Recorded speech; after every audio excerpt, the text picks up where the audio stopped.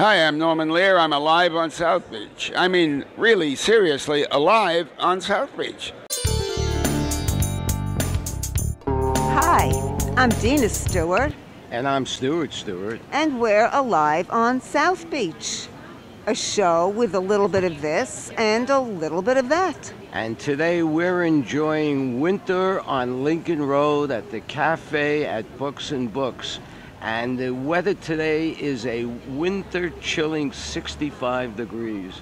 And I love it. And while we're enjoying the weather, let's get on with our show.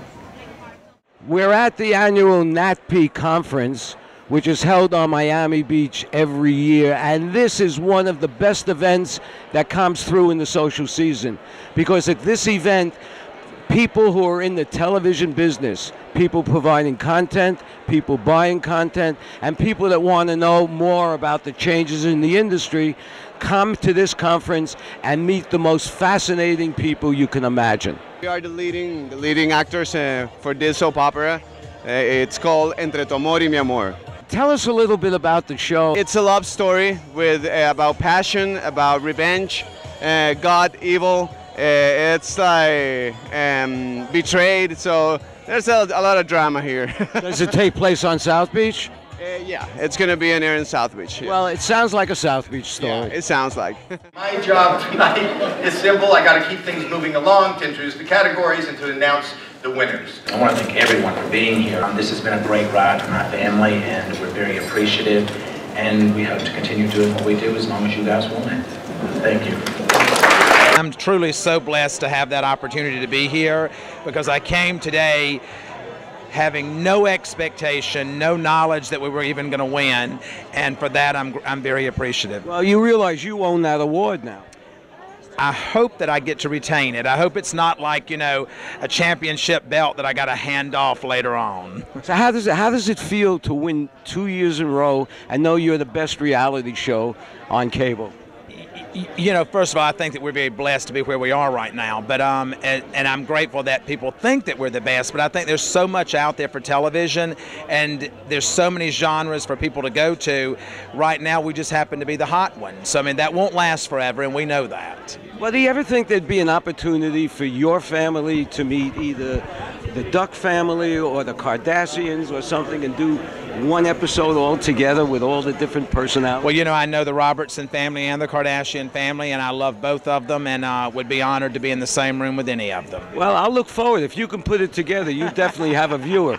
Thank you so much. Okay, Todd, good seeing you. You've reached this level of fame where, you know, you're superstars, and at some point, do you feel a sense of responsibility to the viewers?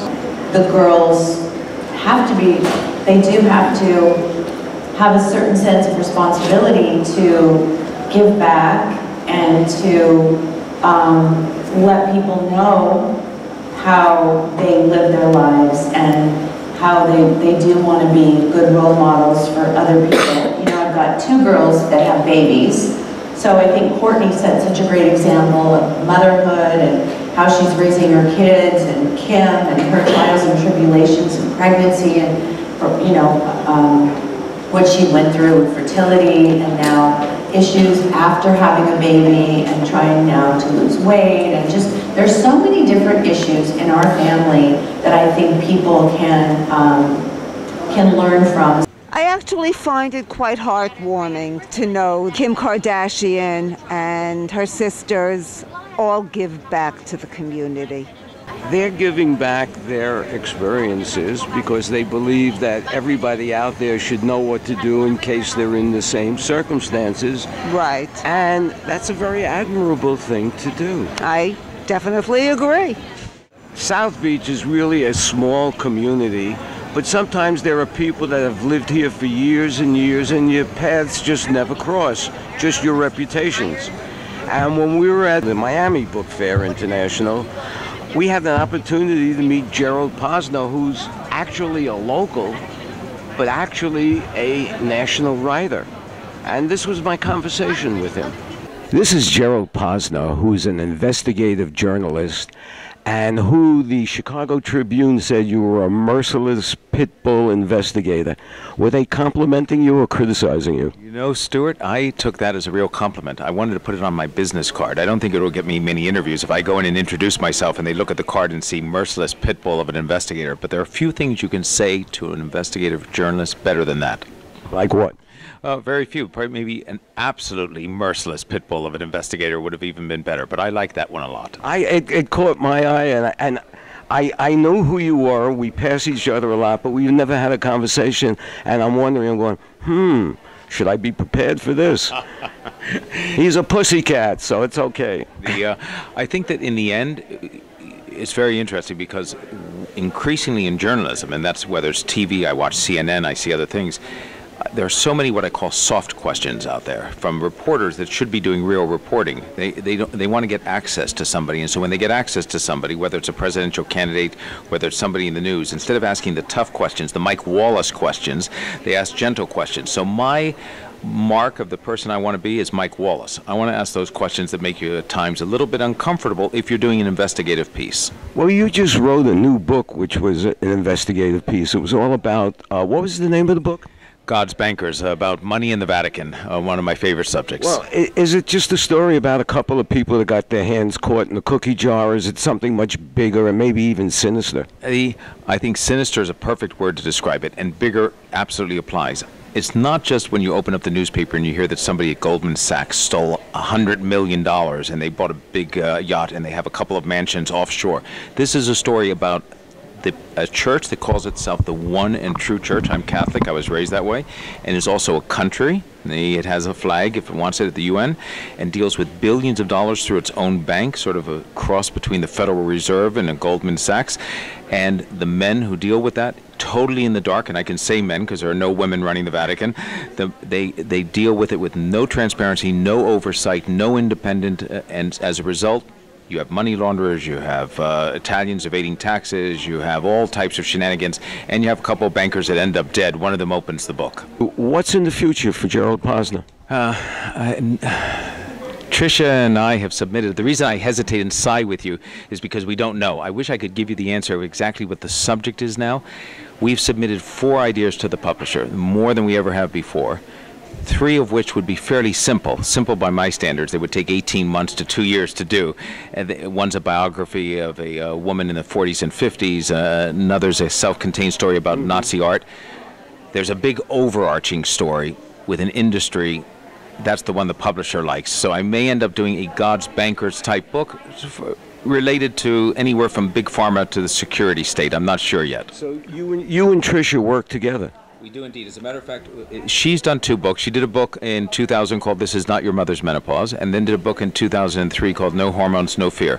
When she did those books, I was her researcher. When I do my book, she's my researcher. I knew more about menopause as her researcher in 2000 than any other man alive, I can assure you. As she knows, as a Jewish girl from London, more about the succession of the popes today than any other Jewish girl who's around. So we share each other's obsessions when we do work together. Let me ask you a question, just between you and me. How's it to work with her? Fantastic. I will tell you, I'm the one who's the lucky one because she's naturally inquisitive. That is a great thing when you're doing research. So she sits inside an archive. We did a book in the 1980s on Chinese syndicates and the heroin trade. We went off to Southeast Asia into the Golden Triangle. We sat inside the Bangkok Post, the major newspaper in Bangkok, for about 3 weeks going through their archives. Once in a while, this is the only downside of Tricia. She came from a background in fashion. So she would say, look at this. Look at this. I would go over, and she inevitably had some advertisement from the newspaper in the 1950s, nothing to do with the Chinese triads or the heroin business, but it was a fashion ad, and she would say, doesn't that dress look just like what Lord and Taylor had last week in their windows when we were in New York? So occasionally I have to take her back from fashion into the subject we're doing, but that's not a bad downside. It sounds like a combination that works. It does work. As a matter of fact, look at after 35 years, 14 books between the 2 of us, I think it may last. Thank you very much for stopping by. I enjoyed talking to you. And now when we see each other on the beach, let's schmooze a little. This is so fantastic. So, Stewart, I see you on the beach. I see you on Facebook. I have all these friends, and now I finally get a chance to sit down and talk to you. It's a pleasure. It's a real treat. Mine too. Thank you very much. Unlike all the other food events on Miami Beach, Taste of the Garden is one of the best because it's primarily for the locals. And it's an opportunity to eat as much food as you want, created by local chefs and restaurants, and run into all the people you haven't seen since the year before. Well, what I like most about this event is there are no lines. When you want to taste something Right. and you say, wow, that was good, I can't wait to get another taste like that, and you don't have to wait online, it makes the whole event different than when there are hundreds of people ahead of you and everybody is hysterical because they haven't eaten in 15 minutes. Exactly. When you talk about a food festival, you think about the chefs and the preparation of food. But what about the people that come here to eat this? And on South Beach, almost all the events are outdoors. And last night, we had one of those storms that was really a storm. And the event was put off till tonight. How did you feel when you found out this wasn't going to happen last night? I was very relieved. Did this year live up to your expectations? Absolutely. We'll eat again next year. I hope so.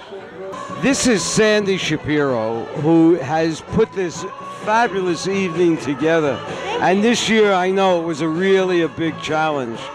We had one of the worst storms we've ever had down here last night when this event was supposed to go on.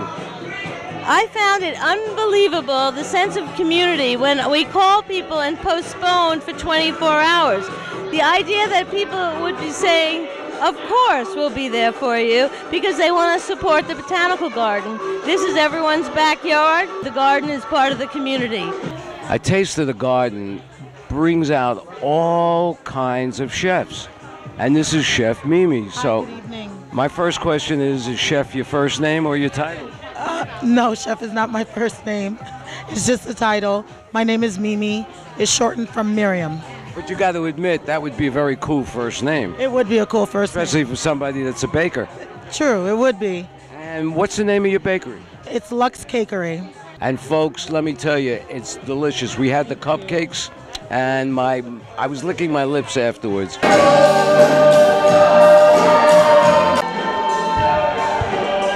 We're standing in the main venue of the Arts at St. John's, and that music in the background is the rehearsal for the show tonight.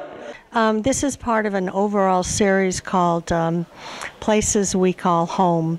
And for the people here in The Journey, which is a musical set in New Orleans, there are 5 individuals who have sort of lost their home because of bad choices they've made. And The Journey is their process of living through those bad choices and eventually going up or, unfortunately, down. We were talking earlier, and you talked about the home being a place in the heart. Could you explain that?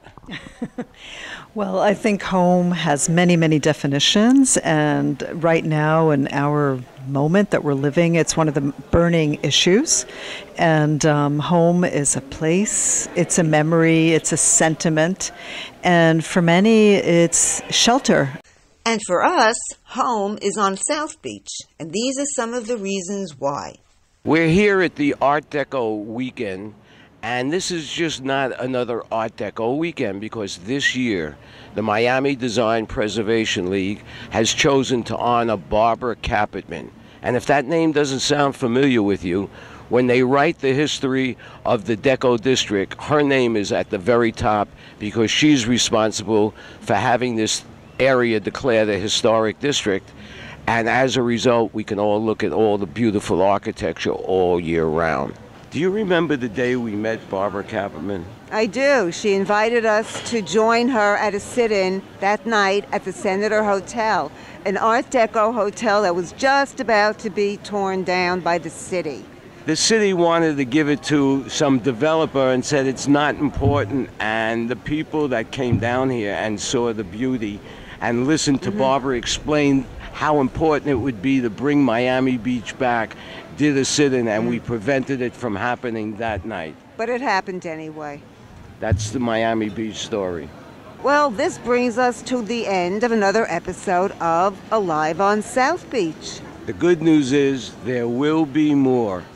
I'm Dena Stewart. And I'm Stewart Stewart. And we're alive on South Beach for syndicatednews.net or SNN.BZ. Hey, I'm Chuck Zito, and I'm alive on South Beach.